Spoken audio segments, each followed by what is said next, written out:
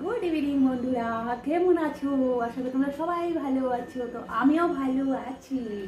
দেখো, ডিউটির থেকে এসে তোমাদের জন্য বসে পড়লাম, তোমাদের সাথে বগর বগর করার জন্য আর ছোট ছোট রিল বানানোর জন্য। তো রিল বানিয়েছি, বেশি বেশি করে লাইক করো, কমেন্ট করো, শেয়ার করো, আর বেশি বেশি করে আগ বাড়িয়ে দেবো, আমার চ্যানেলটাকে গ্রো করে দেবো। আর স্টার তো চাই। তো চলো, আমি এখানে কি খাচ্ছি তো দেখাচ্ছি তোমাদেরকে। নাই, বলো এটা কি জিনিস? বলো।